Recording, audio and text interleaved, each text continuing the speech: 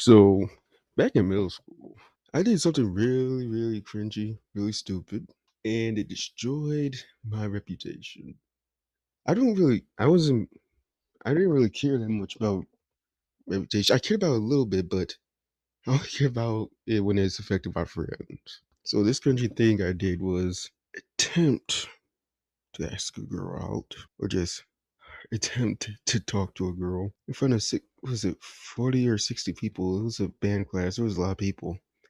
And I should have waited till after the class was over to talk to her instead of doing that during class when we had nothing to do, since so we were all just chilling. Me, the socially awkward, almost sort of loner, who only hangs around his friends and just sits in his house playing video games and watching YouTube doing nothing. A person that did not know how to talk to people besides his friends tends to do something stupid like that. Actually get to know someone, actually learn social cues, actually talk to people before attempting to do something stupid like that. So I was like, okay, okay. So people are treating me like a joke and treating my friends like a joke a little bit. I can handle being treated like a joke, but I can't handle when it happens to my friends. So I thought of an idea. I, I thought to myself, I gotta go after one of these popular kids, challenge them at something, and beat them at something. Basketball. My 5'1", 5'2" self, 170-pound self. Yeah, very much overweight, but I didn't look like it at the time. People always assume that I weigh dozens of pounds lower than I actually am because I didn't look overweight like that. The only clue was just looking at my chin, but everywhere else I just looked average. Solid genetics.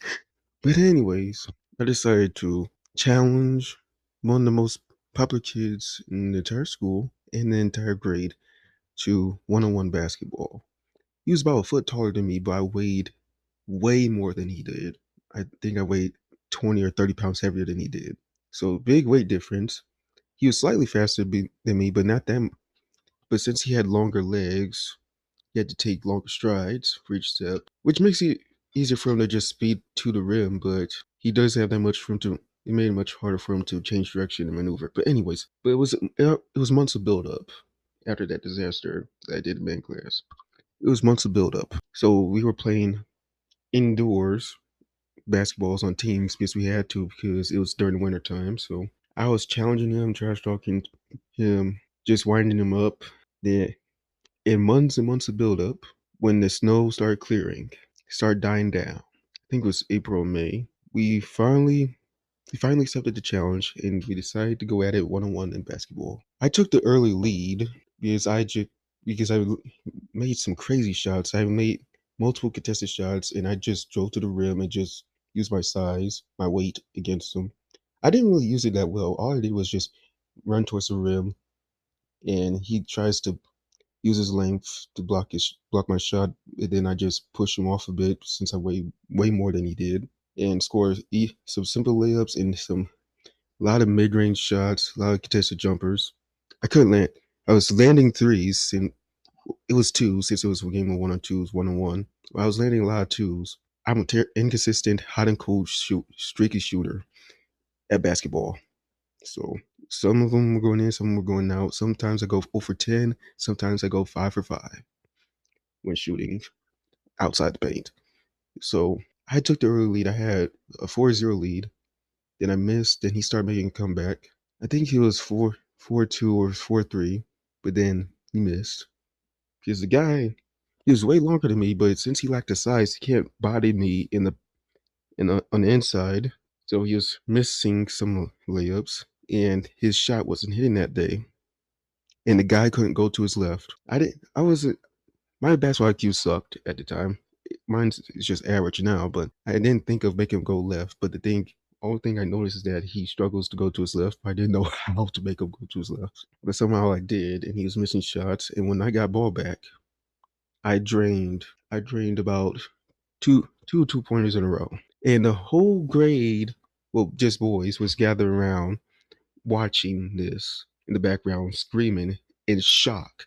People were I think this one guy was actually betting money for me to lose. I don't. I don't know if it's true or not or anything, but anyways, it was 8th grade. But he but people were shocked that I had the lead. I had the lead for the entire game. People were shocked that I was just scoring these crazy shots, making these crazy shots. I didn't even know how I was making them. The guy was a foot taller than me. But people were in shock. And boom, more and more people started to gather around. And lunchtime slash recess time is slowly coming to an end. And I had a 3 or 4 point lead and I had ball. But that's when the assistant principal started to come out. And there was more and more girls watching, yeah, watching the game. But it was mostly just boys, mostly just people, just boys. But the assistant principal came out and he was unhappy. He's like, last possession, that's it. And I had ball, so it was last possession. And then he fouled the guy, the popular kid, the tall guy. He fouled me hard. Left. I still have a scar on my knee to this day. And this was about 7 years ago, almost 7 years ago, back in 2019. He fouled me hard, and my knee was bleeding. And game over. I won. Lunchtime was over, but the assistant principal told us to stay back, just us two. People were getting worried, looking worried. But the only thing that happened, because I was freaking terrified, but the popular kid is like, "Don't worry, I don't think anything's gonna happen." So it was just him talking to us. He's like, "It's over, beef settled." No, and we weren't allowed to play 1-on-1 against each other, just me and him for the rest of the school year. But that was just 2 months left in the school year, anyways. No detention, no nothing. He's like, "Beef's over," or something like that, and we're like, "Yeah, we have no problems between us." And outside the lunchroom, he's like, "Yeah, no." The public kid said, "Yeah, we have no problems between us." I was like, "Yeah," but we both went to the same class since we were both in the same band class. So people were consoling him, including the basketball team coach, consoling him on his loss. And but the guy got his payback, but it wasn't against me, but it wasn't against anybody. It was just only two girls watch, well, barely watch. They were just talking to each other. He rematched me, beat me. Wow, that's pretty much it. Everything's settled. No beef, no problems. He was trying to rematch me for the rest of the school year, and he finally got it when it was the last day of school. But and he beat me, but it was none of us. He wasn't really prideful about it. He was just okay. We just both quickly moved on from it. But yeah, everybody forgot about that whole crazy incident. People stopped making fun of my friend, or that's what I just think happened. Stop clowning on me and my friend. I succeeded in the goal of getting people to stop clowning my friends. Succeeded in my goal of getting people to forget about that incident. But yeah, you do something embarrassing, challenge a popular kid at something, or the popular person.